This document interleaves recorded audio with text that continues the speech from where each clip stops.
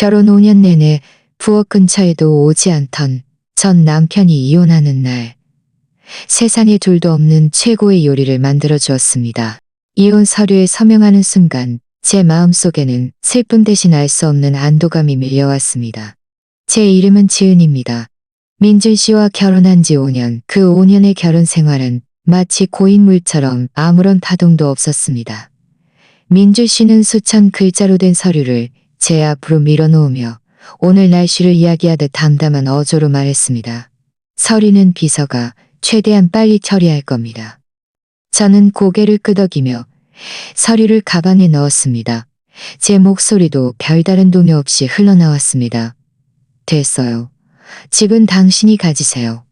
예금도 필요 없어요. 저는 제 것만 가져갈게요.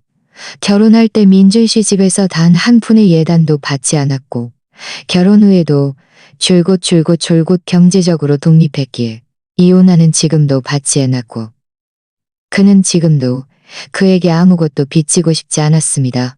민준 씨는 눈썹을 찌푸렸습니다. 우리 사이는 늘 이랬습니다. 그는 말을 아꼈고 저에게도 항상 차갑고 냉담한 태도였습니다. 결혼 5년 동안 그는 단 한 번도 저를 먼저 챙겨준 적이 없었고 저를 위해 무언가를 해준 적은 더더욱 없었습니다. 집안일은 모두 제 몫이었고 그는 부엌 문턱조차 한 번도 넘어본 적이 없습니다. 매일 야근을 하거나 접대에 나갔고 집에서 식사하는 날은 거의 없었습니다. 저는 이런 일상에 이미 익숙해졌고 그에 대한 마음도 오래전에 이미 익숙해졌고 그에 대한 마음도 그저 사흘간 침묵한 뒤 고개를 끄덕이며 동의했습니다. 짐 정리할게요. 30분만 기다려줘요. 저는 자리에서 일어나 침실로 향했습니다. 우리가 살던 집은 넓고 호화롭게 꾸며져 있었지만 5년 동안 단 한순간도 따뜻한 집이라는 온기를 느껴본 적이 없었습니다. 제 짐은 많지 않았습니다. 여행 가방 하나에 모든 것이 들어갔습니다.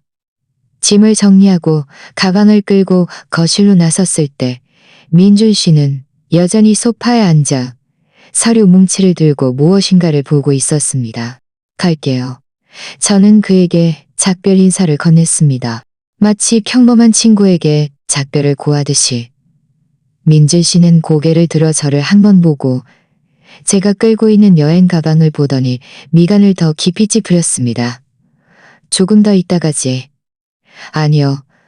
할 일이 있어서요. 저는 고개를 저으며 돌아서려 했습니다. 바로 그때 희미한 향기가 제 코끝을 스쳤습니다. 이 향기는 아주 특별했습니다. 제가 평소에 하던 요리 냄새도 아니었고 배달 음식 냄새도 아니었습니다. 저는 순간 멍해져서 부엌 쪽을 돌아보았습니다. 부엌 문이 살짝 열려 있었고 그 안에서 희미하게 움직이는 소리가 들렸습니다. 제 마음은 이상했습니다. 민준 씨는 절대 부엌에 들어가지 않았고 집에 가사 도우미를 둔 적도 없었습니다. 대체 누가 부엌에 있는 걸까요? 저는 참지 못하고 다가가 부엌 문을 밀었습니다. 눈앞에 펼쳐진 광경에 저는 완전히 얼어붙고 말았습니다. 민준 씨가 난생 처음 보는 파란색 앞치마를 두르고 가스레인지 앞에 서 있었습니다. 그의 손에는 주걱이 들려 있었고 무엇인가를 볶고 있었습니다. 부엌 창문을 통해 햇살이 쏟아져 그의 옆모습을 선명하게 비추었습니다. 평소에는 단정하게 정돈되어 있던 머리카락이 살짝 흘러내려 그에게 몇 가닥의 인간적인 온기를 더해주었습니다. 요리하는 거예요? 저는 놀라움에 목소리마저 떨리며 물었습니다. 결혼 5년 동안 부엌 근처에도 오지 않던 이 남자가 앞치마를 두르고 요리를 하고 있다니 도저히 믿을 수 없었습니다. 민준 씨는 제 목소리에 잠시 움직임을 멈추더니 돌아서서 별다른 표정 없이 말했습니다. 곧 끝나. 먼저 나가서 기다려. 저는 여전히 그 자리에 멍하니 서 있었습니다. 그가 능숙하게 냄비 속 채소를 볶는 모습을 보았습니다. 처음 요리하는 사람 같지 않게 동작이 유려했습니다. 냄비 속 요리는 피망돼지고기 볶음이었습니다. 색깔은 선명하고 향기는 점점 더 진해져서 제 배에서는 꼬르륵 소리가 났습니다. 어떻게 요리할 줄 알아요? 저는 다시 물었습니다. 마음속은 의문으로 가득했습니다. 지난 5년 동안 그는 저 앞에서 요리할 줄 안다는 어떤 기색도 보인 적이 없었으니까요. 민준 씨는 제 질문에 답하지 않고 볶은 피망 돼지고기, 볶음을 접시에 담고는 다음 요리를 준비하기 시작했습니다. 그의 동작은 매우 집중적이었고 마치 주변의 모든 것이 그와는 상관없는 일인 듯 했습니다. 저는 문가에 서서 바쁘게 움직이는 그의 뒷모습을 보며 만감이 교차했습니다. 이혼하는 날, 그가 갑자기 저에게 요리를 해준다니. 대체 무슨 의미일까요?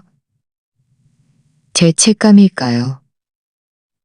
아니면 동정일까요? 저는 그냥 가려 했지만 부엌에서 분주하게 움직이는 그의 모습과 유혹적인 향기를 맡으니 홀린 듯이 떠나지 못했습니다. 저는 여행 가방을 끌고 거실 소파에 앉아 그가 요리를 마칠 때까지 기다렸습니다. 부엌 근처에도 오지 않던 이전 남편이 만든 음식이 대체 어떤 맛일지 궁금했습니다.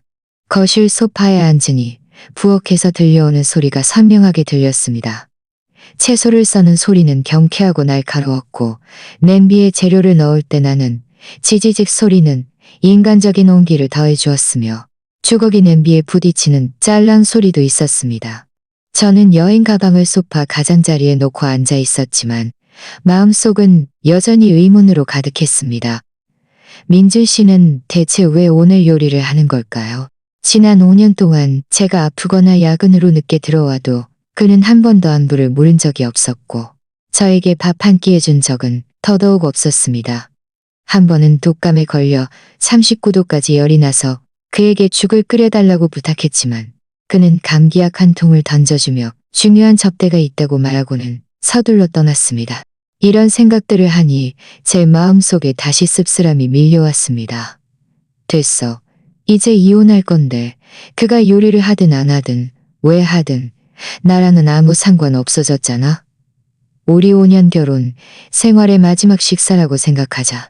이 한 끼를 먹고 나면 우리는 완전히 남남이 되는 거야. 대략 20분 정도 지나자 부엌의 소리가 멈췄습니다. 이어서 민준 씨가 쟁반을 들고 나왔습니다. 쟁반 위에는 3가지 요리와 밥 한 공기가 놓여 있었습니다.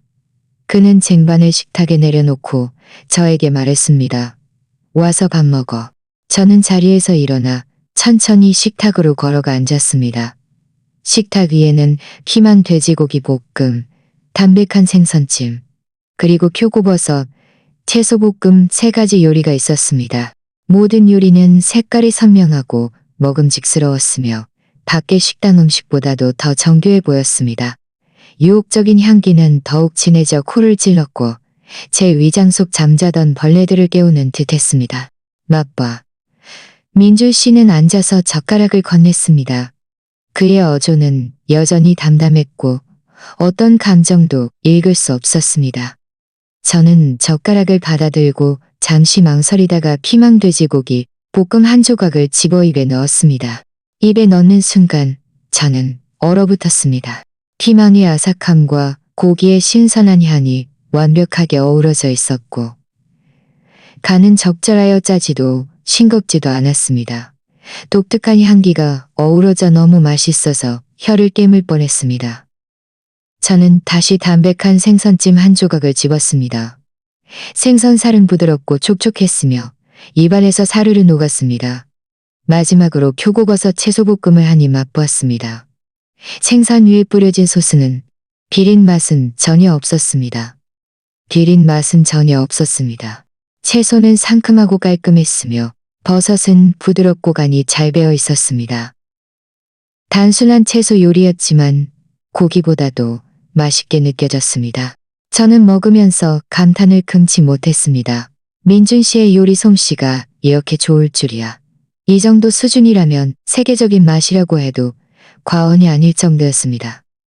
그런데 그는 왜 5년 동안 이 사실을 숨기고 저에게 말해주지 않았을까요?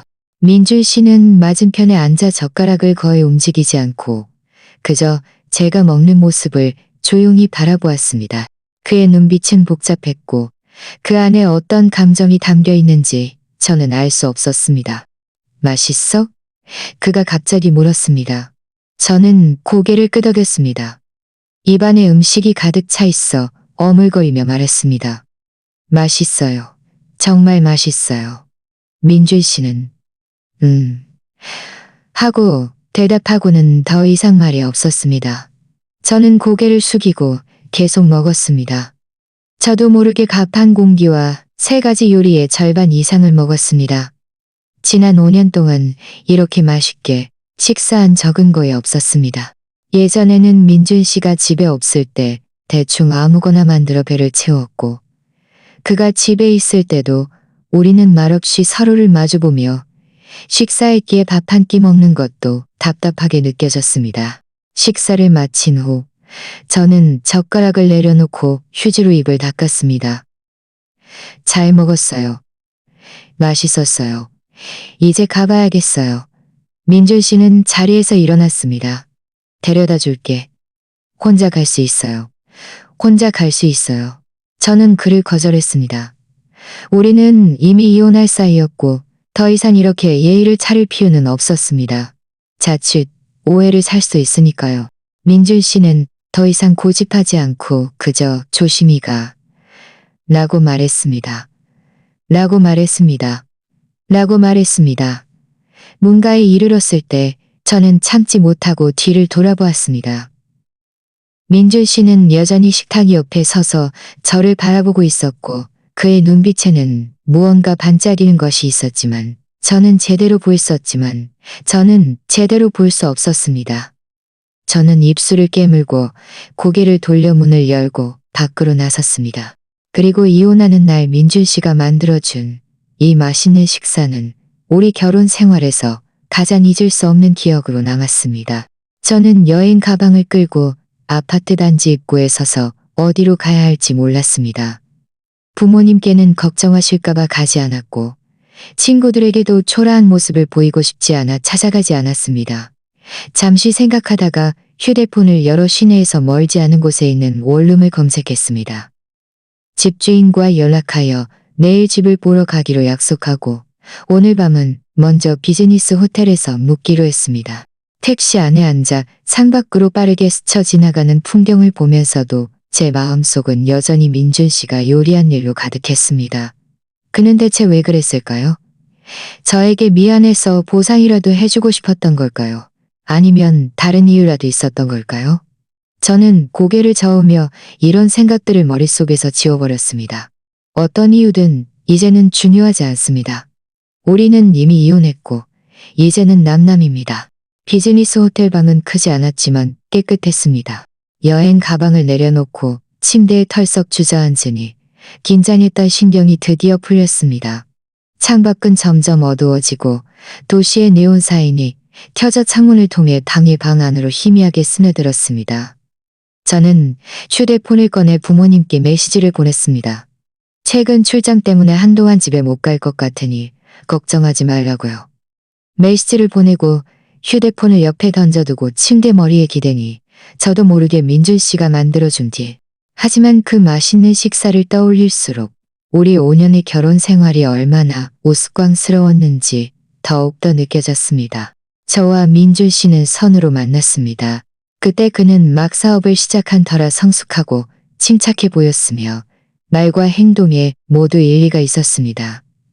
저희 부모님은 그가 믿음직한 사람이라고 생각하여 계속해서 저에게 그와 잘해보라고 하셨습니다.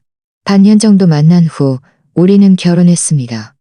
지금 생각해보면 우리 사이에는 깊은 감정적 기반이 전혀 없었고 소위 결혼이라는 것도 각자의 필요를 채우는 협력도 각자의 필요를 채우는 협니다. 결혼 다음 날 민준 씨는 저에게 사업 시작 단계라 매우 바쁘고 집안일을 신경 쓸 여유가 없을지도 모른다고 말했습니다. 저는 그때 이해한다며 집안일은 자신이 알아서 잘 처리할 테니 걱정하지 말라고 했습니다. 지금 생각해보면 그때의 제 이해가 오히려 그가 저를 소홀히 하는 저를 소홀히 하는 지금 생각해보면 그때의 제 이해가 오히려 그가 저를 소홀히 하는 저는 바빴습니다. 그는 정말 바빴습니다. 집에 들어오지 않는 날이 많았고 때로는 날이 많았고 때로는 한 달에 몇 번 얼굴 보리다. 우리 사이에는 대화가 거의 없었고 다른 부부들처럼 손잡고 산책하거나 영화를 함께 보는 일은 더더욱 없었습니다. 한 번은 우리 결혼 기념일이었습니다. 저는 일찍 퇴근하여 정성껏 음식을 준비하고 와인 한 병도 사서 그와 함께 기념하고 싶었습니다.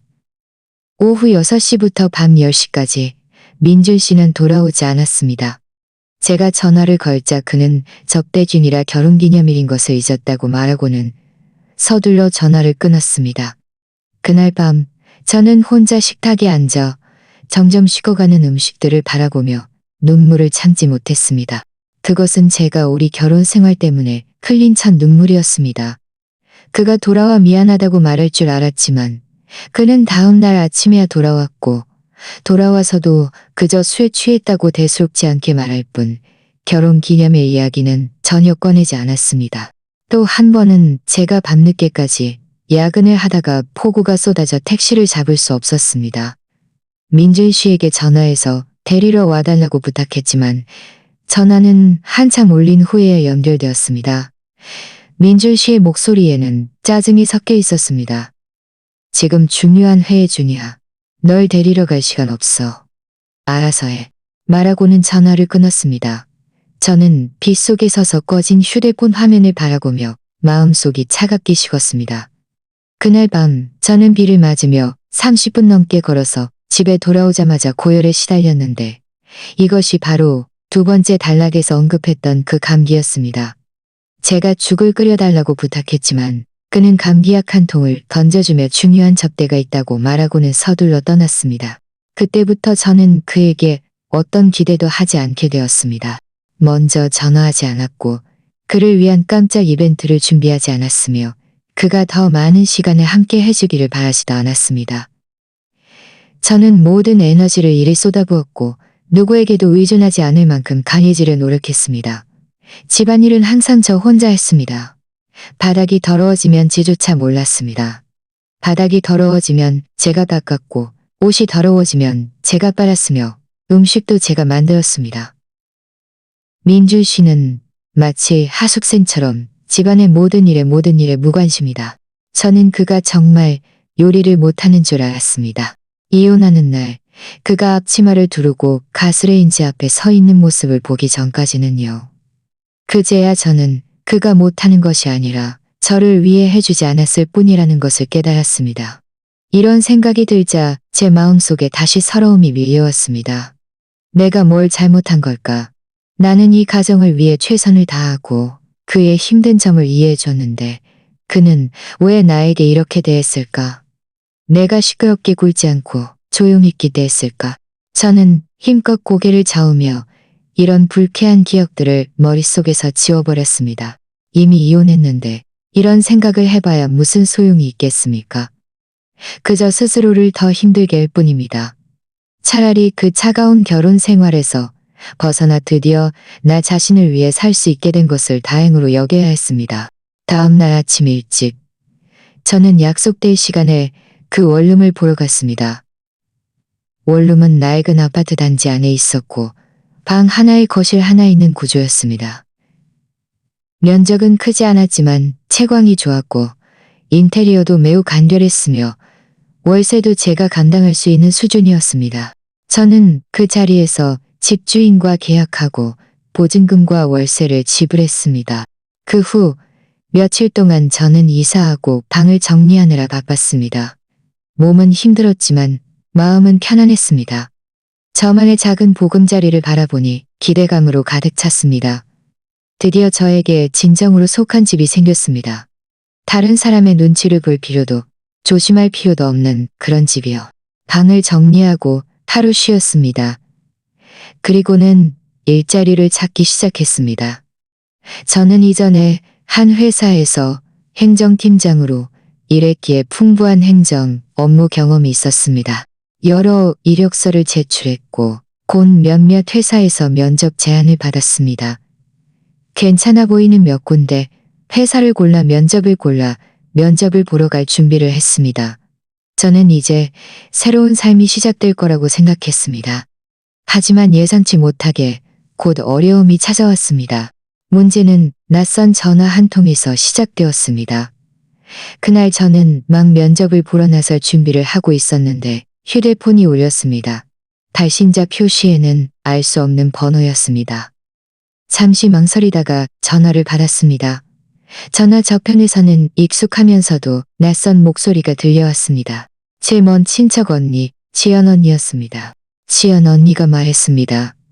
지연아, 너 민준 씨랑 이혼했다면서? 정말이야.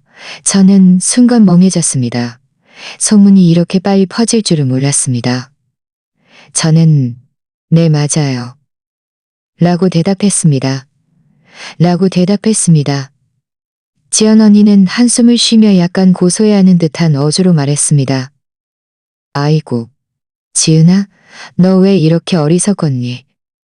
민준 씨처럼 능력 있고 집안 좋은 사람을 두고 이혼하면 앞으로 어떻게 살려고? 저는 눈썹을 찌푸렸습니다. 더 이상 그와 이야기하고 싶지 않아 말했습니다. 언니, 우리 이혼은 우리 둘의 일이에요. 누가 옳고 그르고 할 것도 없고요. 저 지금 바쁘니 먼저 끊을게요. 전화를 끊으니 제 마음이 매우 불편했습니다. 이혼 소식이 이렇게 빨리 퍼지고 게다가 사람들이 이렇게 함부로 떠들어댈 줄은 몰랐습니다. 면접은 순조로웠습니다. 면접관은 제 업무 경험에 매우 만족하며 최대한 빨리 답변을 주겠다고 했습니다. 면접이 끝난 후 기분이 조금 나아져 저녁에 맛있는 음식을 만들어 먹으려고 시장에 가서 장을 볼 생각이었습니다. 막 시장에 들어서는데 뒤에서 누군가 저를 수군거리는 소리가 들렸습니다. 두 아주머니가 좌판 앞에 서서 그리 크지 않은 목소리로 이야기하고 있었는데 제가 딱 들을 수 있는 정도였습니다. 한 아주머니가 말했습니다. 저 여자 좀 봐. 민준 씨랑 이혼했다는 지은이라는 여자야. 다른 아주머니가 말했습니다. 저 여자라고? 내가 듣기로 민준 씨는 젊고 유능하고 잘생겼다던데 왜 아끼지 못하고 이혼했을까? 분명 저 여자가 만족을 모르고 더 좋은 조건을 바랐겠지. 그렇다니까. 첫 번째 아주머니가 말했습니다. 내가 또 듣기로는 민준 씨한테 이미 새 여자가 생겼대. 젊고 예쁜 아가씨래. 지은이보다 훨씬 낫지. 지은이는 버림받은 주제에 강한 척하는 거야. 에이, 아까워라. 좋은 재벌가 며느리 자리를 두고 왜 기어이 이혼해서 나중에 후회할 일이 있을 거야. 그들의 말은 마치 비수처럼 제 심장을 찔렀습니다. 저는 주먹을 꽉 쥐고 눈물을 참으며 돌아서서 시장을 나왔습니다. 이 상관없는 사람들이 저를 이렇게 형편없이 말할 줄은 몰랐습니다. 원룸으로 돌아와 방에 틀어박히니 마음속은 서럽고 화가 났습니다. 민준 씨와 이혼한 것은 우리 둘의 선택인데 다른 사람들과 무슨 상관이 있다고 저를 이렇게 함부로 이야기하는 걸까요? 게다가 민준 씨에게 새 여자가 생겼다는 소문은 더욱 화가 났습니다. 어디서부터 퍼진 소문인지 알 수 없었습니다. 저와 민준 씨는 5년 동안 결혼 생활을 했지만 비록 감정이 좋지 않았어도 그는 한 번도 바람을 피운 적이 없었습니다. 이 사람들은 그저 구경거리를 위해 이렇게 없었습니다. 얼마 지나지 않아 제 옛 직장 동료 한 명도 저에게 메시지를 보내 민준 씨와 이혼했는지 물었습니다. 그와는 관계가 괜찮았기에 저는 솔직하게 이야기해 주었습니다. 그는 한참을 침묵하더니 말했습니다. 지은아, 미안해. 나도 다른 사람들에게 들은 이야기인데 너랑 민준 씨가 이혼한 뒤에 네가 아이를 낳지 못해서 민준 씨 집안에서 반대해서 이혼했다고 하더라고. 그리고 민준 씨 없이는 좋은 직장도 못 구하고 잘 살지도 못할 거라고도 했어. 이 말을 보자 저는 더 이상 참지 못하고 눈물을 흘렸습니다. 이런 헛소문들이 계속해서 제 인내심의 한계를 시험했습니다. 제가 아이를 낳지 못한다니 이건 말도 안 되는 소리였습니다. 저와 민준 씨 사이에 아이가 없었던 것은 그가 사업 시작 단계라 당분간 아이를 원치 않는다고 했기 때문이었고 저는 그의 결정을 존중했습니다. 저는 그 동료에게 답장을 보내 이 모든 것이 헛소문이니 믿지 말라고 했습니다. 메시지를 보내고 휴대폰을 끄고 옆에 던져두었습니다.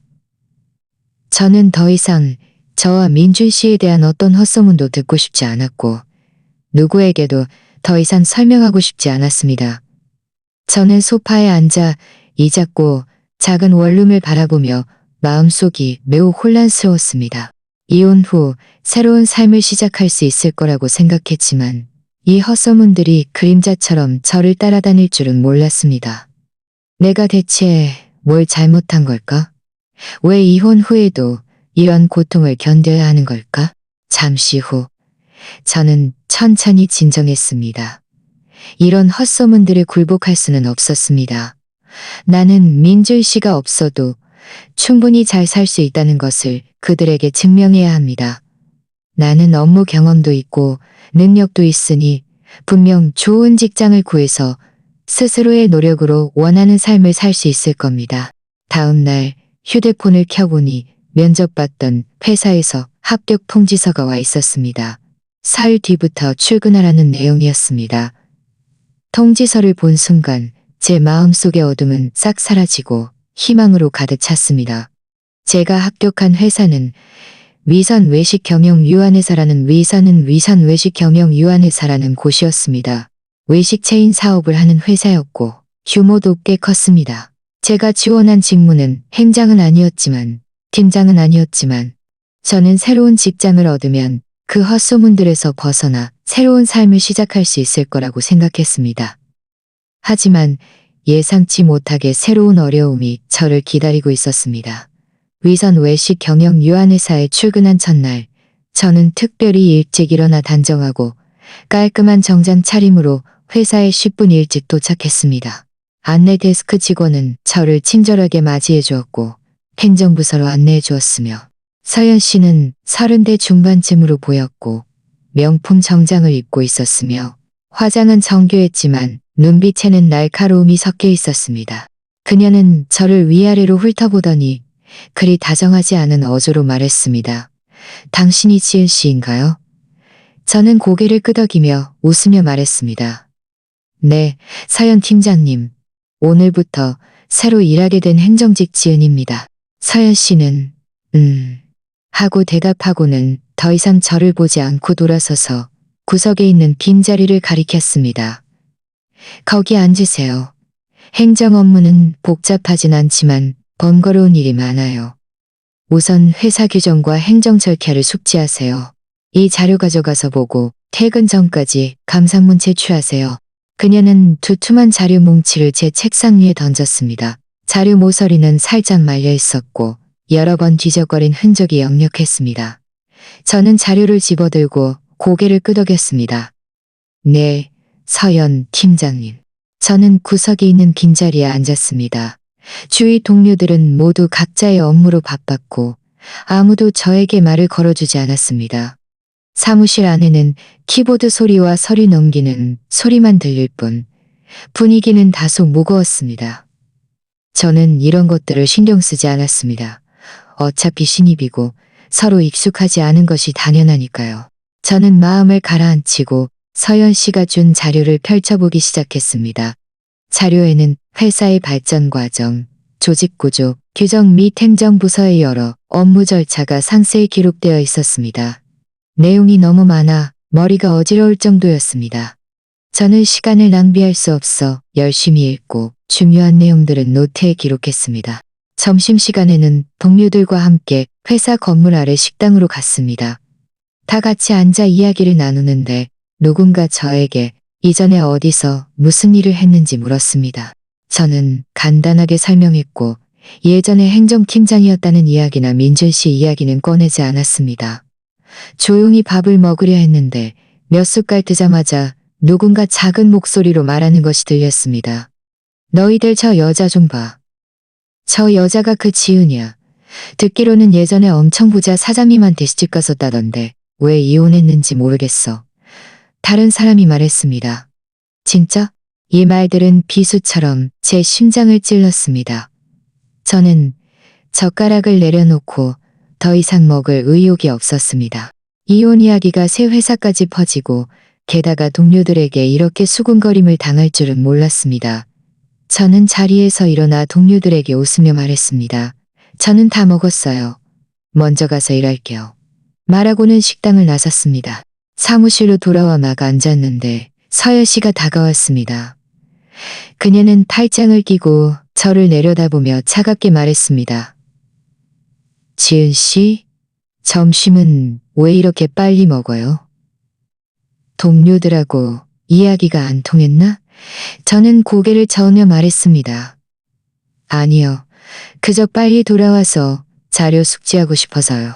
서연 씨는 비웃듯이 말했습니다. 자료 숙지? 내가 보기엔 찔리는 게 있는 거겠죠. 듣자 하니 당신 예전에 민준 씨 부인이었다면서? 민준 씨의 이름이 들리자 저는 순간 멍해졌습니다. 서연 씨도 이 일을 알 줄은 몰랐습니다. 저는 고개를 끄덕이며 아무 말도 하지 않았습니다. 서연 씨의 눈빛은 비웃음으로 가득했습니다. 아, 정말 당신이었군요. 민준 씨는 우리 외식업계의 전설적인 인물이에요. 그가 세운 미진 한정식은 업계 최고급 한정식 집이죠. 돈이 있어도 쉽게 먹을 수 없는 곳이에요. 민준 씨와 결혼할 수 있었던 건 엄청난 행운이었는데 어떻게 그에게 버림받았어요? 우리는 합의 이혼했어요. 제가 버림받은 게 아니고요. 저는 고개를 들어 서연 씨를 바라보며 단호하게 말했습니다. 합의 이혼. 서연 씨는 크게 웃으며 주위 동료들이 모두 들으라는 듯이 말했습니다. 자기기만 하지 마세요. 누가 모릅니까? 민준 씨가 젊고 유능하고 잘생겼는데 주변에 젊고 예쁜 아가씨들이 얼마나 많겠어요? 당신은 그냥 버림받은 늙은 아줌마일 뿐이에요. 민준 씨 없으면 우리 같은 회사에서 작은 행정직이나 하는 신세가 되는 거죠. 정말 불쌍하다. 그녀의 말은 칼날처럼 제 심장을 사정없이 찔렀습니다. 저는 화가 나서 온몸이 떨렸고 얼굴을 새하얗게 질렸습니다. 팀장님, 말씀 조심해 주세요. 내가 뭘 어쨌다고? 내가 틀린 말이라도 했나? 서연 씨는 두 손을 허리에 얹고 더욱 오만하게 굴었습니다. 당신처럼 버림받은 여자가 무슨 자격으로 나한테 대들어? 여기서는 내가 팀장이고 당신은 부하 직원이야. 내 말 잘 듣는 게 좋을 거야. 안 그러면 좋을 꼴 못 볼 줄 알아. 주위 동료들은 모두 고개를 들어 우리를 바라보았고 그들의 눈빛은 호기심과 구경거리를 찾는 의미로 가득했습니다. 저는 주먹을 꽉 쥐고 눈물을 참으며 더 이상 서연 씨와 논쟁하지 않았습니다. 논쟁해봐야 아무것도 바뀌지 않을 것이고 오히려 저만 더 난처해질 것이라는 것을 알았기 때문입니다. 서연 씨는 제가 아무 말도 하지 않자 의기양양하게 웃으며 말했습니다. 그래, 현명하네.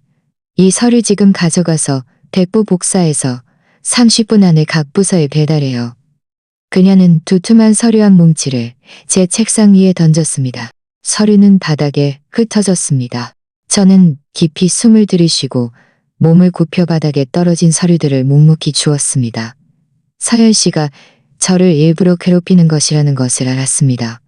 분명 제가 민준 씨의 전처라는 이유로 질투심을 불타 이렇게 저를 힘들게 하는 것이겠죠. 저는 서류를 들고 복사실로 갔습니다. 대부의 서류를 30분 안에 복사하고 각 부서에 배달해야 했으니 시간이 매우 촉박했습니다. 저는 지체할 수 없어 서둘러 복사를 시작했습니다. 저는 복사하면서 복사기를 고쳐야 했고 이마에 땀방울이 송골송골 맺힐 정도로 바빴습니다. 겨우 모든 서류를 복사하고 두툼한 서류 뭉치를 안고 각 부서로 배달하기 시작했습니다. 회사는 층수가 많았고 각 부서도 흩어져 있었습니다. 저는 위아래로 뛰어다니느라 숨이 턱까지 차올랐습니다.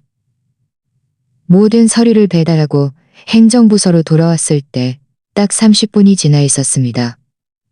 서연 씨는 자신의 자리에서 여유롭게 커피를 마시고 있었습니다.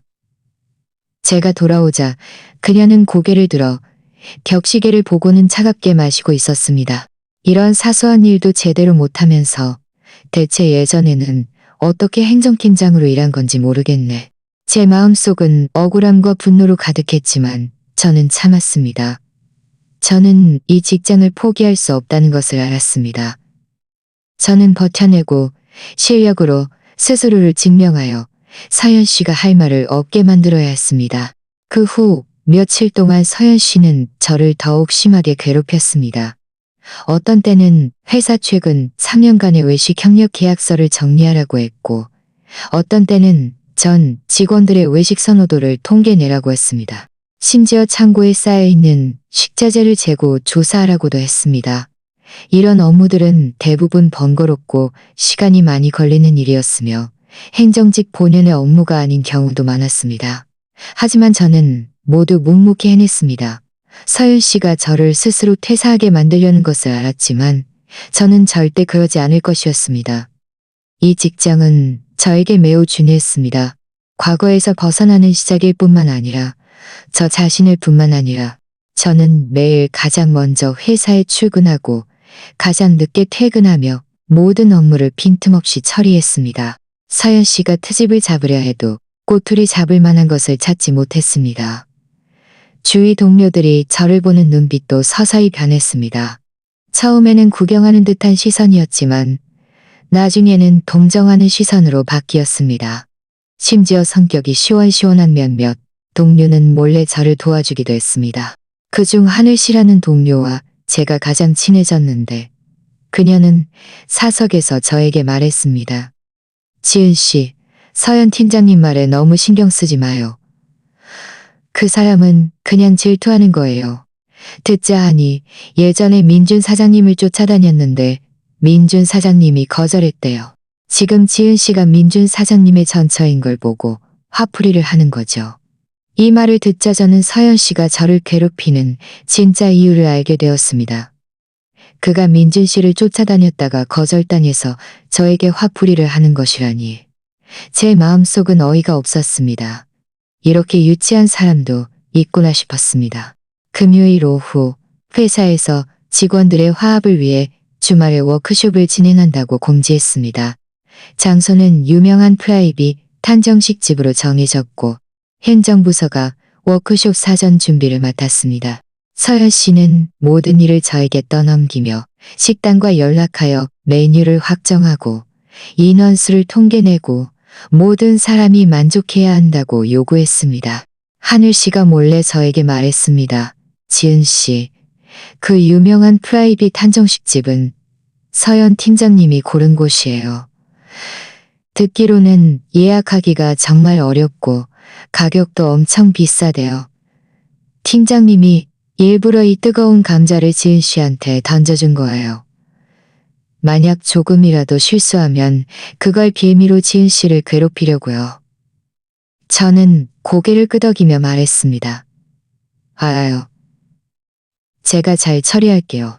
저는 불평하지 않고 즉시 바쁘게 움직이기 시작했습니다. 식당과 연락할 때가 되어서야 저는 이 프라이빗 한정식집의 이름이 미진 한정식이라는 것을 알게 되었습니다. 예약이 정말 어려웠지만 다행히 회사 워크숍이라고 설명하자 겨우 자리를 내주었습니다. 주말 날씨는 매우 좋았습니다. 회사 직원들은 모두 들뜬 마음으로 미진 한정식에 도착했습니다. 식당의 분위기는 매우 우아하고 고풍스럽게 꾸며져 있었으며 마당에는 푸른 식물들이 가득 심어져 있어 편안한 느낌을 주었습니다. 우리는 큰 룸에 배정되었고 자리에 앉은 지 얼마 지나지 않아 웨이터가 음식을 내오기 시작했습니다. 가장 먼저 나온 요리는 피망 돼지고기 볶음이었습니다. 상에 놓이자마자 익숙한 향기가 제 코끝을 스쳤습니다. 이 향기는 이혼하던 날 민준 씨가 만들어준 피망 돼지고기 볶음 향기와 똑같았습니다. 저는 순간 멍해졌습니다. 내가 잘못 기억하는 걸까? 아니면 세상의 모든 피망 돼지고기 볶음이 다 같은 맛인 걸까? 웨이터가 음식을 상에 놓자 서열 씨는 일부러 웃으며 말했습니다. 여러분, 어서 맛보세요. 이건 미진 한정식의 대표 메뉴 중 하나예요. 많은 사람들이 이 요리를 먹으러 일부러 여기까지 온대요. 그녀는 말하면서 저를 도발적으로 쳐다보았습니다. 동료들은 저마다 젓가락을 들고 맛보며 맛있다고 칭찬했습니다. 맛있어. 정말 맛있어. 이 맛은 정말 최고야. 저는 잠시 망설이다가 젓가락으로 피망돼지고기 볶음 한 조각을 집어 입에 넣었습니다. 입에 넣는 순간 저는 완전히 얼어붙었습니다. 이 맛은 민준 씨가 만든 피망 돼지고기 볶음과 정말 똑같았습니다. 아삭한 피망, 신선하고 향긋한 고기, 적절한 간, 심지어 그 독특한 향기까지 한치의 오차도 없었습니다. 제 마음 속에는 거대한 파도가 일렁였습니다. 어떻게 이런 우연이? 민준 씨는 부엌 근처에도 오지 않던 사람이었지만 이혼하는 날 세계적인 맛의 요리를 만들어 주었는데 이 유명한 한정식집의 대표 메뉴 맛이 그가 만든 것과 똑같다니. 이 사이에 대체 무슨 연관이 있는 걸까요? 이어서 웨이터가 몇 가지 요리를 더 내왔습니다. 담백한 생선찜이 상에 놓였을 때 저는 다시 한번 얼어붙었습니다. 이 담백한 생선찜의 비주얼은 이혼하던 날 민준 씨가 만든 것과 똑같았습니다.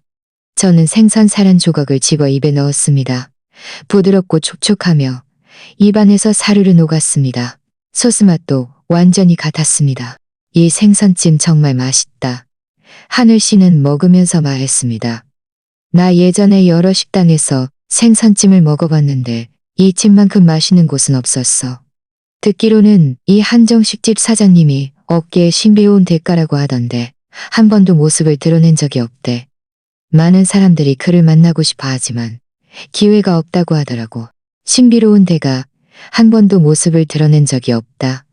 제 마음속은 더욱더 의문으로 가득 찼습니다. 설마 이 한정식집 사장님이 민준 씨일까요? 하지만 민준 씨가 무슨 일을 하는지는 제가 아주 잘 아는 것은 아니었지만 저는 그가 금융이나 IT 업계에 종사하는 줄로만 알았습니다. 그가 외식업계와 관련이 있을 거라고는 전혀 생각해보지 않았고 더군다나 신비로운 대가라니요. 서열 씨는 제가 멍하니 앉아있는 것을 보고 웃으며 말했습니다. 지은 씨, 왜 안 먹어요? 혹시 여기 음식이 맛없어요? 아니면 예전에 민준 씨 따라다니면서 사내진미만 먹어봐서 이런 평범한 가정식은 눈에 안 차는 건가? 저는 정신을 차리고 고개를 저으며 말했습니다. 아니요. 여기 음식 정말 맛있어요. 저는 젓가락을 들고 다시 먹기 시작했지만 마음속 의문은 점점 더 깊어졌습니다. 워크숍이 끝난 후 저는 일부러 마지막까지나마 웨이터에게 물어볼 기회를 찾았습니다. 실례지만 사장님이 누구신가요? 여기 음식이 너무 맛있어서요. 웨이터는 웃으며 말했습니다. 죄송합니다, 손님. 저희 사장님은 매우 조용하신 분이라 절대 모습을 드러내지 않으시고 방해받는 것을 원치 않으십니다. 저희로서는 사장님의 정보를 알려드릴 수 없습니다. 저는 다시 물었습니다. 그럼 사장님 이름이 민준 씨인가요? 웨이터는 순간 멍해지더니 고개를 저으며 말했습니다. 죄송합니다, 손님. 이 질문에는 답변해 드릴 수 없습니다. 양해 부탁드립니다. 말하고는 웨이터는 돌아서서 가버렸습니다. 웨이터의 뒷모습을 보면서 제 마음속은 더욱 확신에 찼습니다.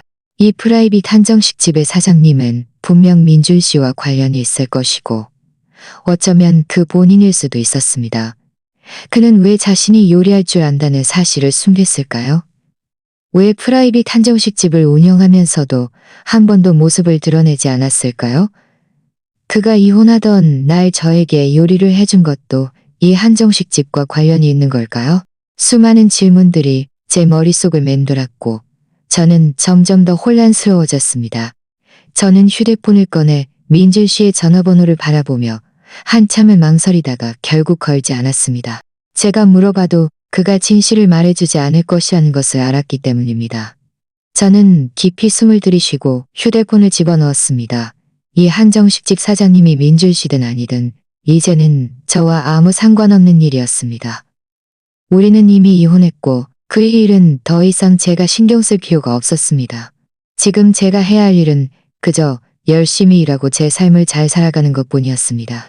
워크숍이 끝난 후 저는 민준 씨의 정체에 대한 의문을 마음속 깊이 묻어두고 일에 전념하려 노력했습니다. 하지만 의도적으로 무시하려 할수록 그 질문들은 더욱 머릿속을 맴돌아 저를 힘들게 했습니다.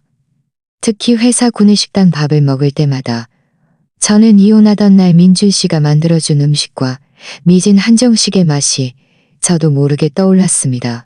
월요일 출근, 서연 씨는 또다시 저에게 추가 업무를 잔뜩 안겨주었습니다.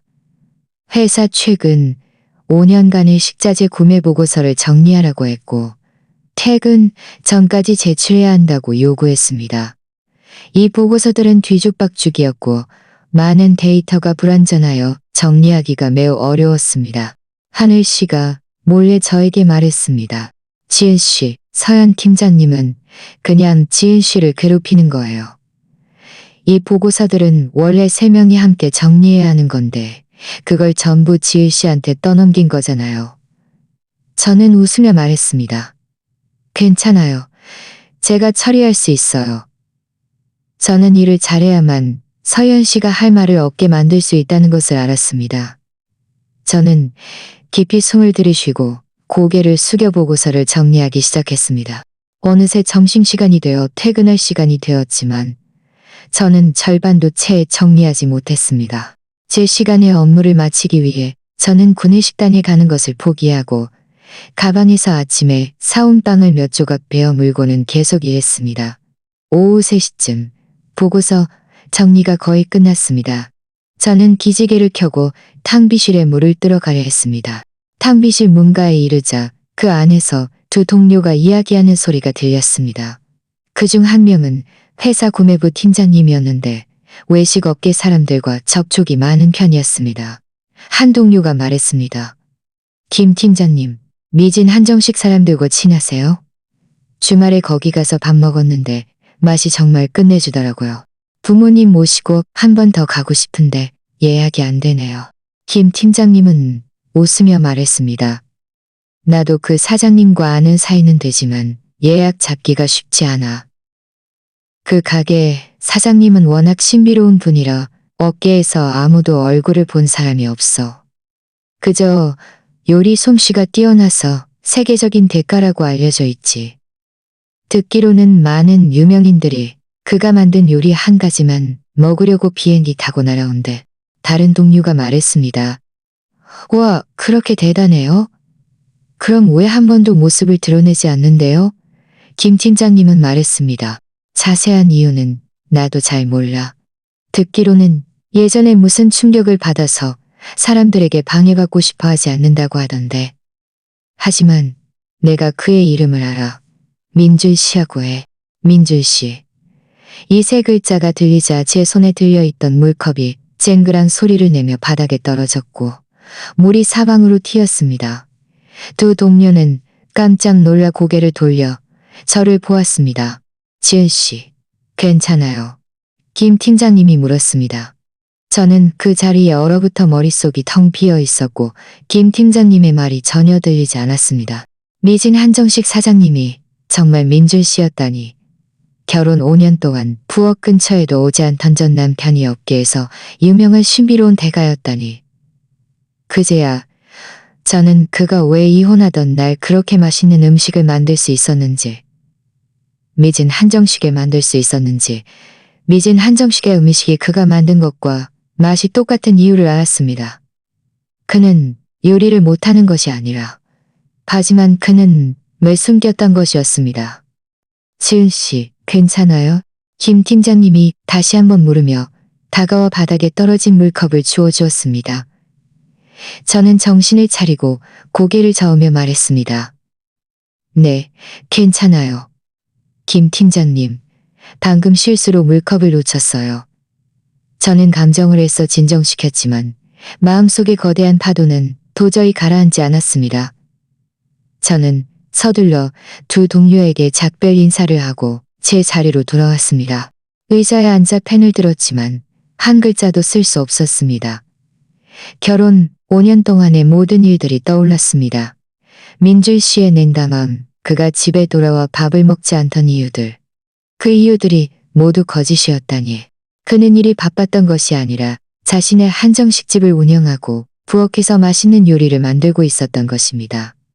다만 그 요리들은 단 한 번도 제 몫이 아니었습니다. 억울함과 분노가 치밀어 올랐습니다. 그는 왜 나에게 이렇게 대했을까? 우리는 부부였는데 왜 이렇게 중요한 일을 5년 동안이나 나에게 숨겼을까? 그의 마음속에 나는 그렇게 믿을 수 없는 존재였을까? 저는 휴대폰을 꺼내 민준 씨의 전화번호를 찾아보았습니다. 발신 버튼 위에서 손가락이 한참을 망설였습니다. 그에게 전화해서 왜 숨겼는지, 이혼하던 날 요리를 해준 것이 대체 무슨 의미였는지 묻고 싶었습니다. 하지만 답을 듣는 것이 두려웠습니다. 그 답이 저를 더 힘들게 할까봐 무서웠습니다. 바로 그때 서연 씨가 다가왔습니다. 제가 멍하니 앉아 보고서를 정리하지 않고 있는 것을 보고 그녀의 얼굴은 즉시 굳어졌습니다. 지은 씨, 뭐 하는 거예요? 보고서 정리는 끝났어요? 여기서 멍하니 있을 시간이 있어요? 저는 휴대폰을 집어넣고 깊이 숨을 들이쉬며 말했습니다. 거의 다 정리했어요. 곧 끝나요. 서연 씨는 비웃듯이 말했습니다. 내가 보기엔 당신은 아예 일할 생각이 없는 것 같네. 혹시 아직도 민준 사장님 생각하는 거야? 내가 말해줄게. 당신이 예전에 민준 사장님 부인이었다고 해도 뭐 어때? 이제 당신들은 이미 이혼했고 사장님은 당신을 전혀 신경 쓰지 않을 거야. 당신은 일이나 잘할 생각이나 해. 나중에 회사에서 해고당해도 모른 척하지 말고. 그녀의 말은 마치 불씨처럼 제 마음속에 분노의 불을 질렀습니다. 저는 고개를 들어 서연 씨를 바라보며 말했습니다. 제 일은 제가 알아서 잘할 테니 팀장님은 신경 쓰지 마세요. 오히려 팀장님은 매일 저를 괴롭히는 데만 신경 쓰느라 일에 지장이 생기지는 않을까 걱정되네요. 서연 씨는 제가 반박할 줄은 예상치 못했는지 순간 멍해졌다가 곧 더욱 화를 냈습니다. 지은 씨, 감히 나한테 대들어? 당장 당신 해고해버릴 수도 있다는 거 안 믿어? 안 믿어요. 저는 침착하게 말했습니다. 저는 아무 잘못도 하지 않았으니 팀장님은 저를 해고할 이유가 없어요. 그리고 팀장님도 사적인 감정으로 회사 이익에 영향을 주고 싶지는 않을 거예요. 서연 씨는 제 말에 할 말을 잃고 얼굴이 불그락불그락해졌습니다. 그녀는 저를 매섭게 노려보더니 돌아서서 자신의 자리로 돌아갔습니다. 주위 동료들은 모두 몰래 우리를 쳐다보았고 그들의 눈빛은 놀라움으로 가득했습니다. 제가 감히 서연 씨에게 대들 줄은 예상치 못했던 것이죠. 저는 동료들의 시선을 신경 쓰지 않고 다시 펜을 들고 보고서 정리를 계속했습니다. 하지만 제 마음속은 더 이상 평온할 수 없었습니다. 저는 민준 씨가 미진 한정식의 신비로운 사장이라. 저는 그가 왜 그렇게 오랫동안 저를 속였는지, 왜 이혼하는 날에야 비로소 저에게 처음으로 밥을 해주었는지 반드시 알아내야 했습니다. 퇴근 전 저는 드디어 보고서 정리를 마쳤습니다. 서연 씨에게 제출하자 그녀는 한번 훑어보더니 아무런 꼬투리도 잡지 못했고 마지못해 말했습니다. 알겠어요. 가봐요. 회사를 나서며 저는 원룸으로 바로 가지 않고 택시를 타고 미진 한정식으로 향했습니다. 저는 거기서 민준 씨를 기다리고 싶었습니다. 모든 것을 직접 물어보고 싶었습니다. 미진 한정식에 도착했을 때는 이미 저녁 7시가 넘은 시각이었습니다. 식당 안은 손님들로 가득했습니다. 저는 구석 자리를 찾아 앉아 국수 한 그릇을 시키고는 조용히 기다렸습니다. 시간이 한 분 한 분 흘러갔고 손님들도 점점 줄었습니다. 민준 씨가 나타나지 않을 거라고 생각했을 때 익숙한 그림자 하나가 주방 뒤편에서 나왔습니다. 그는 하얀 요리사복을 입고 하얀 요리사 모자를 쓰고 있었습니다. 바로 민준 씨였습니다. 민준 씨를 본 순간 제 온몸에 피가 얼어붙는 듯 했습니다. 그는 하얀 요리사복을 입고 꼿꼿이 서 있었고 평소의 냉담함은 사라지고 몇 가닥의 집중과 온화함이 더해져 있었습니다. 그는 옆에 있는 웨이터에게 무엇인가를 지시하고 있었는데 그의 어조는 참을성이 있었고 예전에 저에게 말하던 모습과는 판이하게 달랐습니다. 저는 무의식적으로 고개를 숙여 테이블 뒤에 숨었습니다. 제가 왜 숨었는지 모르겠습니다. 아마도 그에게 이런 초라한 모습을 보이게 이런 초라한 모습이다. 제가 다시 고개를 들었을 때 민준 씨는 이미 돌아서서 주방 뒤편으로 걸어가고 있었습니다. 그의 뒷모습을 보면서 제 마음속의 억울함과 분노가 다시 치밀어 올랐습니다. 저는 그냥 갈 수 없었습니다. 모든 것을 확실히 물어봐야 했습니다. 주방 뒤편문 앞에는 경비원이 서 있었습니다. 제가 다가가자 그는 즉시 저를 막았습니다. 손님, 주방은 업무 구역이라 외부인 출입 금지입니다. 저는 사장님 민준 씨를 찾아요. 중요한 이야기가 있어요. 저는 다급하게 말했습니다. 경비원은 고개를 저으며 말했습니다. 죄송합니다, 손님. 사장님의 허락 없이는 누구도 들어갈 수 없습니다. 혹시 용건이 있으시면 연락처를 남겨주세요. 사장님께서 시간 되실 때 연락드릴 겁니다. 경비원과 실랑이 해봐야 소용없다는 것을 알았기에 저는 돌아서서 제 자리로 돌아왔습니다. 저는 휴대폰을 꺼내 한참을 망설이다가 결국 민준 씨에게 메시지를 보냈습니다.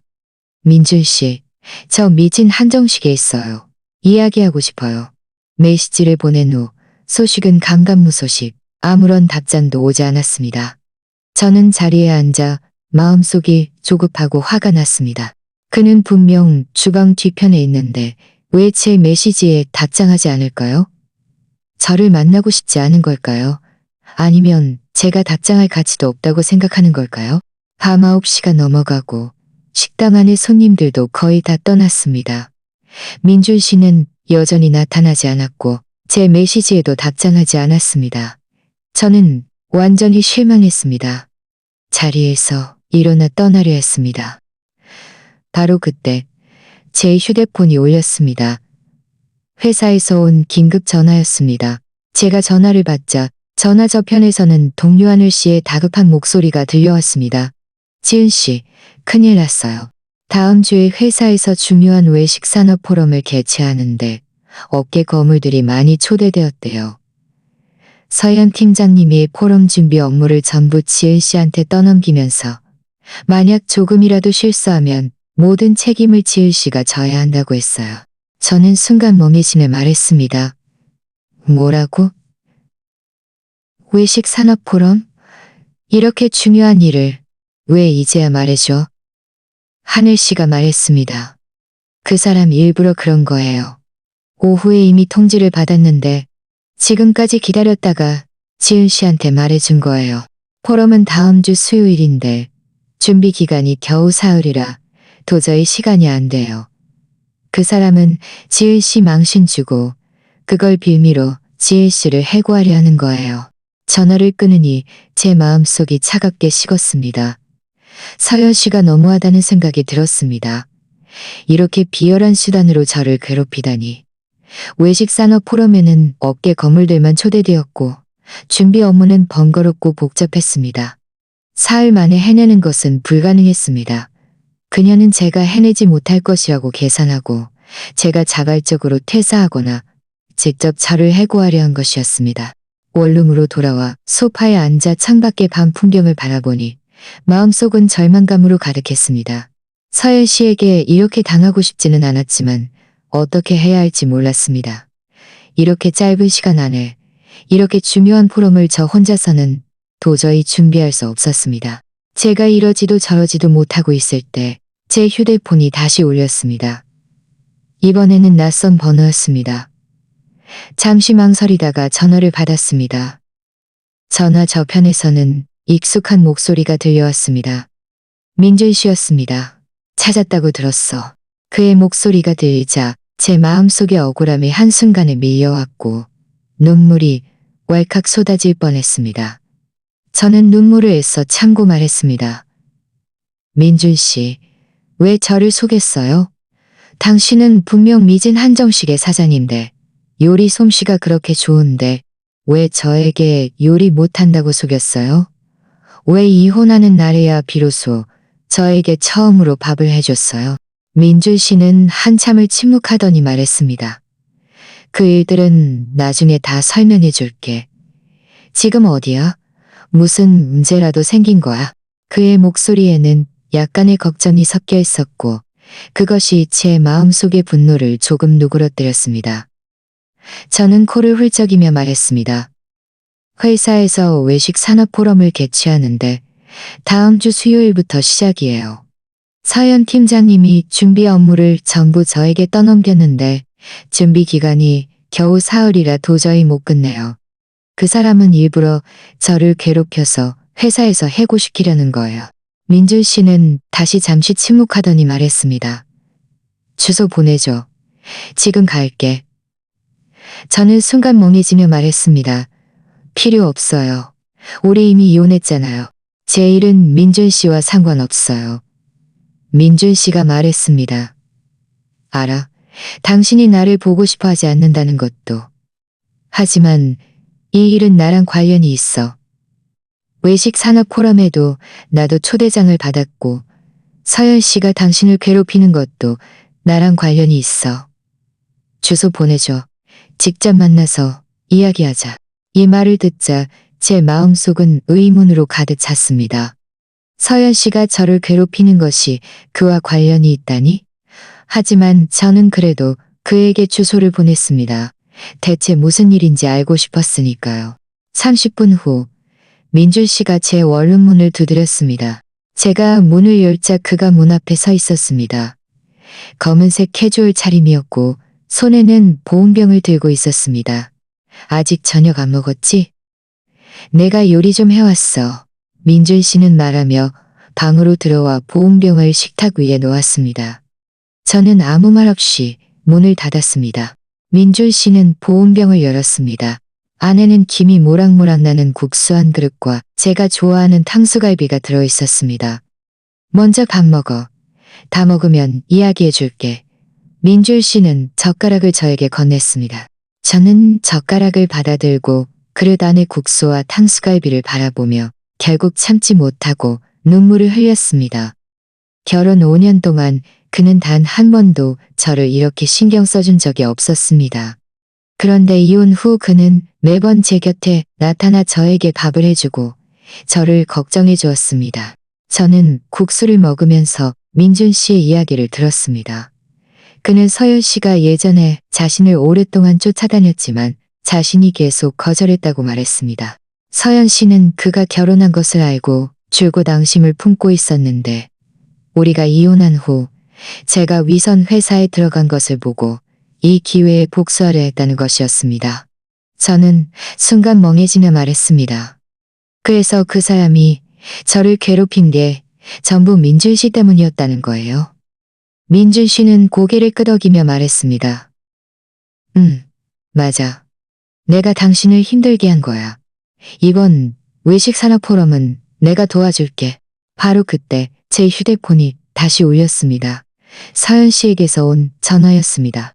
그녀는 전화로 오만하게 말했습니다. 지은 씨, 포럼 준비는 어떻게 돼가고 있어요? 내가 말해줄게. 만약 조금이라도 실수하면 해고당할 줄 알아. 그리고 민 사장님한테서 멀리 떨어져. 그 사람은 당신이 감히 넘볼 사람이 아니야. 민준 씨는 제 휴대폰을 낚아채듯 받아들고 전화 저편에 차갑게 말했습니다. 서현 씨, 지은 씨를 괴롭힌 일 내가 다 알고 있어. 내일 당장 사표 내는 게 좋을 거야. 안 그러면 외식 업계에서 완전히 발붙이지 못하게 할 테니까. 전화 저편의 서현 씨는 순간 멍해지더니 곧 비명을 질렀습니다. 민 사장님, 어떻게 지은 씨 옆에 계세요? 혹시 아직도 그 여자를 좋아하는 거예요? 저는 절대 그 여자를 가만두지 않을 거예요. 민준 씨는 전화를 끊고 휴대폰을 저에게 돌려주었습니다. 저는 그를 바라보며 복잡한 감정에 휩싸였습니다. 서현 씨가 저를 괴롭힌 이유가 이렇게 유치한 것이었다니. 그리고 민준 씨가 이렇게 저를 나서서 도와줄 줄은 몰랐습니다. 민준 씨는 서현 씨의 전화를 끊은 후 다시 앉아 저에게 포럼 준비 계획을 상세히 설명했습니다. 그는 외식 산업 포럼의 핵심은 요리 전시와 업계 교류이며 자신이 업계 최고의 식자재 공급업체와 연결해주고 유명 셰프 몇 분을 섭외할 수 있으며 심지어 포럼의 특별 메뉴까지 직접 디자인해주겠다고 했습니다. 그의 도움으로 원래 불가능했던 임무가 갑자기 희망적으로 변했습니다. 그가 진지하게 계획을 세우는 모습을 보면서 제 마음속은 만감이 교차했습니다. 결혼 5년 동안 그가 저를 위해 이렇게 진심으로 무언가를 해주는 모습을 본 적이 없었으니까요. 저는 참지 못하고 물었습니다. 왜 저를 도와주는 거예요? 우리 이미 이혼했잖아요. 민준 씨는 고개를 들었습니다. 그의 눈빛에는 죄책감이 가득했습니다. 지난 5년 동안 당신에게 너무 많은 것을 소홀히 했어. 예전에는 내가 잘못했어. 당신을 제대로 돌보지 못했고, 나 때문에 당신이 이렇게 많은 상처를 받게 했어. 당신에게 보상해주고 싶어. 비록 아주 조금이라도. 그의 말은 제 마음을 아프게 했지만 저는 더 이상 캐묻지 않았습니다. 그날 밤 민준 씨는 저를 위해 상세한 준비 목록을 작성해 주었습니다. 모든 사안이 확실히 정리된 것을 확인하고 나서야 제 원룸을 떠났습니다.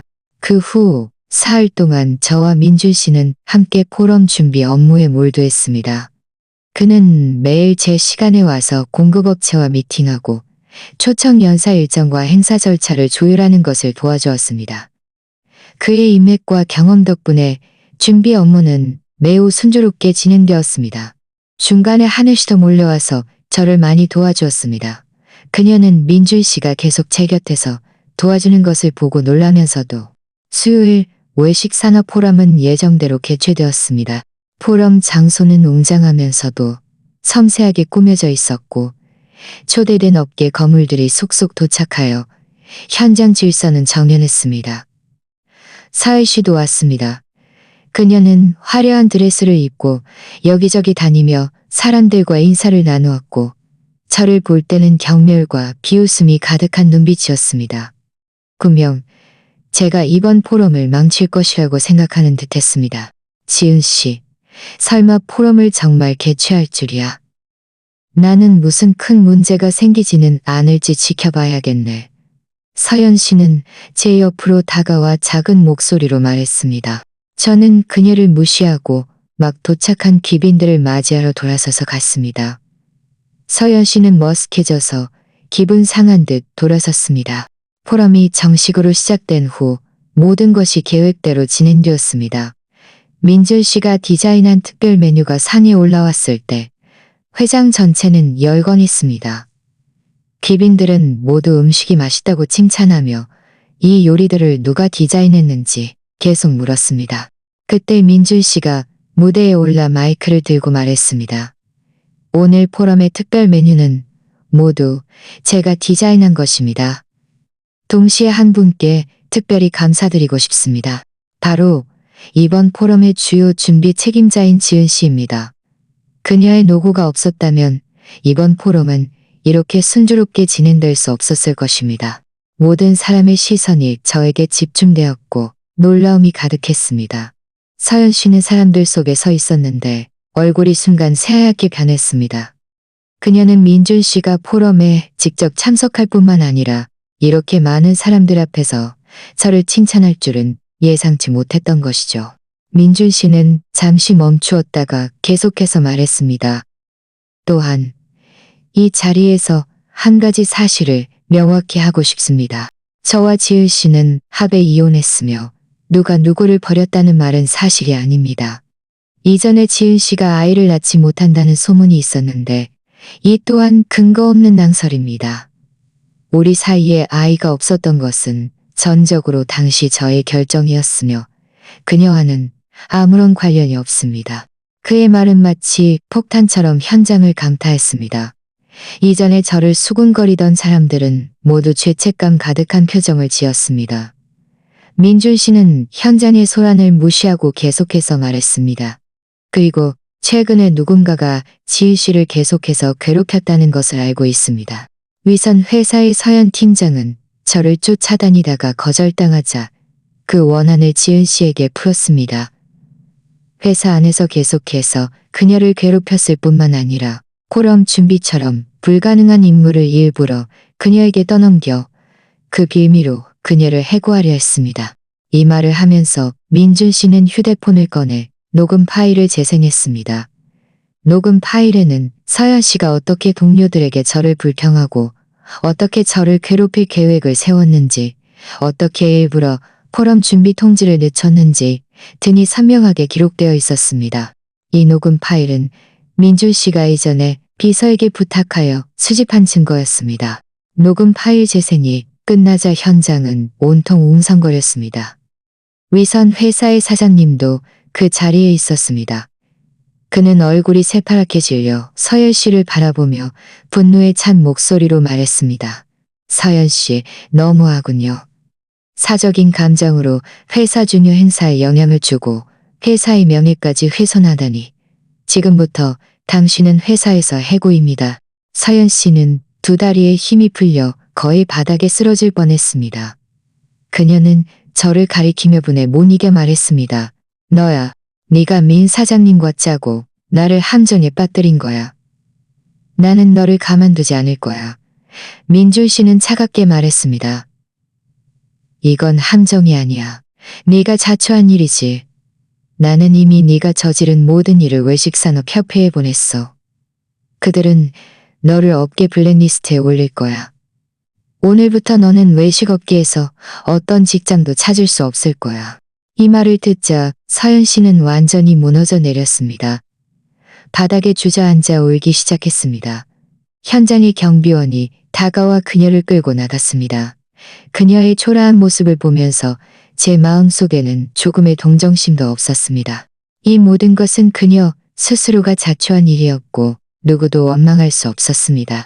포럼이 끝난 후 이전에 저를 수군거리던 친척들과 친구들도 모두 저에게 사과 메시지를 보냈습니다. 그들은 이전의 헛소문을 믿고 저를 오해했다고 말하며 제가 그들을 용서해 주기를 바랐습니다. 저는 답장하지 않았습니다. 이런 사람들에게는 더 이상 신경 쓰고 싶지 않았습니다. 위선 회사의 사장님도 저를 찾아와 직접 사과했습니다. 그리고 저를 행정부 팀장으로 승진시키고 연봉도 2배로 올려주겠다고 했습니다. 저는 잠시 망설이다가 즉시 승낙하지 않았습니다. 너무 많은 일을 겪고 나니 갑자기 혼란스러워졌습니다. 제가 이 회사에 계속 머물고 싶은지 확신할 수 없었으니까요. 민준 씨가 제 옆으로 다가와 제가 망설이는 것을 알아차리고 말했습니다. 만약 당신이 여기에 있고 싶지 않다면 내가 더 좋은 선택지를 줄 수 있어. 내 미진 한정식은 아직 5년 관리 파트너가 필요해. 당신이 와주면 좋겠어. 저는 순간 멍해지며 민준 씨의 진심 어린 눈빛을 바라보았습니다. 제 마음속은 의문으로 가득 찼습니다. 그가 왜 저를 자신의 파트너로 삼으려 할까요? 민준 씨는 제 생각을 꿰뚫어 본 듯 말했습니다. 지금 당신이 나를 믿지 못한다는 것을 알아. 내가 당신을 파트너로 삼으려는 것은 죄책감 때문이 아니야. 당신이 뛰어난 관리 능력을 가지고 있다는 것을 알기 때문이야. 그리고 당신에게 보상하고 다시 당신을 쫓아갈 기회를 더 많이 갖고 싶어. 지은아, 예전에는 내가 잘못했어. 더 이상 시간을 놓치고 싶지 않아. 그의 말은 제 마음을 순간 흔들었습니다. 저는 그를 바라보며 어떻게 대답해야 할지 몰랐습니다. 이혼 후 그의 변화는 눈에 띄었지만 저는 지난 5년간 겪었던 서러움을 쉽게 잊을 수 없었습니다. 저는 시간을 가지고 신중하게 생각해야 했습니다. 민준 씨의 고백에 저는 한참을 침묵하다가 결국 고개를 저었습니다. 민준 씨, 인정해줘서 고마워요. 하지만 지금 당장 당신의 제안을 받아들일 수는 없어요. 지난 5년의 서러움은 쉽게 잊히는 게 아니에요. 마음을 정리할 시간이 필요해요. 민준 씨는 강요하지 않고 그저 고개를 끄덕였습니다. 그의 눈빛에는 이해심이 가득했습니다. 알겠어. 시간을 줄게. 얼마든지. 당신이 어떤 결정을 내리든 나는 당신을 지지할 거야. 미진 한정식의 파트너 자리는 영원히 당신을 위해 비워둘게. 그날 이후 저는 위선 회사 사장님의 승진 제안에도 즉시 답하지 않았고 민준 씨의 제안에도 응답하지 않았습니다. 대신 며칠 휴가를 내어 부모님 댁에 다녀왔습니다. 모든 일을 부모님께 말씀드리고 그들의 의견도 듣고 싶었습니다. 부모님은 제 이야기를 모두 들으신 후 이혼을 비난하지 않고 오히려 제 손을 잡고 안타깝게 말씀하셨습니다. 지은아, 그동안 네가 얼마나 힘들었을까. 예전에는 우리가 네가 철없는 줄로만 알았는데 이제야 민준 씨가 이렇게 많은 것을 숨겼다는 것을 알았네. 네가 잘 지낸다면 어떤 결정을 하든 우리는 너를 지지할 거야. 부모님의 이해를 얻고 나니 제 마음이 훨씬 가벼워졌습니다. 원룸으로 돌아온 날, 민준 씨는 이미 아래층에서 저를 기다리고 있었습니다. 손에는 꼬운병을 들고 있었습니다. 그는 웃으며 말했습니다. 당신이 제일 좋아하는 몇 가지 요리를 해왔어. 당신에게 내가 숨겼던 이 요리를 자세히 이야기하고 싶어. 저는 거절하지 않고 그와 함께 원룸으로 돌아왔습니다. 식탁 위에 놓인 익숙한 음식들을 바라보았습니다. 여전히 이혼하던 날 그가 만들어준 그 세 가지 피망돼지고기 볶음, 담백한 생선찜, 표고버섯 채소볶음이었습니다. 향기는 여전히 유혹적이었습니다. 민준 씨는 앉아서 천천히 입을 열었습니다. 제가 15살 때 부모님은 외식업계 경쟁에서 누군가의 모함으로 회사가 파산하고 큰 빚을 지셨어. 결국 불의의 사고로 돌아가셨지. 그때부터 저는 가문의 요리 비법을 지키고 부모님을 모함한 사람들에게 반드시 대가를 치르게 하겠다고 맹세했어. 저는 열심히 요리를 배우고 나중에 미진 한정식을 세운 것이 한 걸음씩 실력을 쌓아 그의 진실을 밝혀내기 위함이었어. 당신에게 숨겼던 이유는 그 원수들을 아직 잡지 못해서 그들이 당신을 해칠까봐 두려웠기 때문이야. 나는 일부러 당신에게 냉담하게 대하고 집에 들어와 밥을 먹지 않고 부엌에 들어가지 않았어. 사람들이 우리 사이가 좋지 않다고 생각하게 만들어서. 여기까지 말하자 민준 씨의 목소리가 떨렸습니다. 이혼하던 날 저는 모든 것을 밝혀냈고 부모님을 모함했던 사람들도 마땅한 벌을 받았어. 드디어 당신에게 당당하게 잘해줄 수 있게 된 거야. 그래서 그 식사를 만들어서 내 가장 좋은 모습을 보여주고 싶었어. 하지만 당신이 이미 이혼을 결심했을 줄은 몰랐지. 이 말들을 듣자 저는 더 이상 참지 못하고 눈물을 흘렸습니다. 그가 저를 사랑하지 않았던 것이 아니라 그만의 방식으로 저를 보호하고 있었던 것이었습니다. 지난 5년의 냉담함은 모두 그의 어쩔 수 없는 행동이었던 것입니다. 저는 줄곧 제가 무시당했다고 생각했지만 그가 묵묵히 저를 위해 얼마나 많은 풍파를 막아주었는지 몰랐습니다. 그럼 왜 진작 말해주지 않았어요? 저는 흐느끼며 물었습니다. 민준 씨는 제 손을 잡았습니다. 그의 눈빛에는 죄책감이 가득했습니다. 내가 너무 이기적이었어. 당신이 알게 되면 걱정하고 불안해할까봐, 또 이 일들 때문에 나를 떠날까봐 두려웠어. 모든 문제를 해결하면 당신에게 잘 보상해줄 수 있을 거라고 생각했지만 오히려 당신에게 이렇게 많은 상처를 주게 될 줄은 몰랐어. 저는 손을 빼지 않았습니다. 마음속의 서러움은 점차 사라지고 그 자리를 안쓰러움이 채웠습니다. 지난 5년 동안 그가 혼자 너무 많은 것을 견뎌냈다는 것을 알았습니다. 얼마 지나지 않아 저는 외식산업협회로부터 공문을 받았습니다. 서연 씨가 악의적으로 보복하고 업계 질서를 훼손한 죄로 정식으로 업계 블랙리스트에 등재되어 평생 외식 관련 업무에 종사할 수 없게 되었다는 내용이었습니다. 이전에 저를 수군거리던 친척들과 친구들은 또다시 여러 차례 사과, 메시지를 보내왔고 몇몇은 직접 찾아와 사과하기도 했습니다. 저는 그들을 용서하기로 했습니다. 어차피 지난 일은 지난 일이고 계속 붙잡고 있을 필요는 없었으니까요. 위선 회사의 승진 제안에 대해서는 결국 거절했습니다. 사장님께 상황을 설명하자 그는 이해해 주었고 제가 보여준 노력에 감사하며 두둑한 보너스를 주었습니다. 이 모든 일들을 처리한 후 저는 민준 씨에게 먼저 연락하여 미진 한정식에서 그의 파트너로 일하고 싶다고 말했습니다. 민준 씨는 전화를 받자 목소리가 살짝 떨렸는데 제가 이렇게 빨리 답할 줄은 예상치 못했던 듯했습니다. 미진 한정식에 출근한 첫날 민준 씨는 직접 문 앞에 나와 저를 맞이해 주었습니다. 식당 직원들은 모두 우리 사이를 알았는지 웃으며 우리에게 인사했습니다. 하늘 씨도 특별히 와서 저를 축하해 주었고 앞으로는 자주 와서 밥을 얻어먹겠다고 했습니다. 저는 식당의 운영 관리를 맡고 민준 씨는 메뉴 개발을 담당했습니다. 우리는 매우 찰떡궁합으로 협력했습니다. 매일 퇴근 후 민준 씨는 직접 주방에 들어가 제가 좋아하는 요리들을 만들어 주었습니다.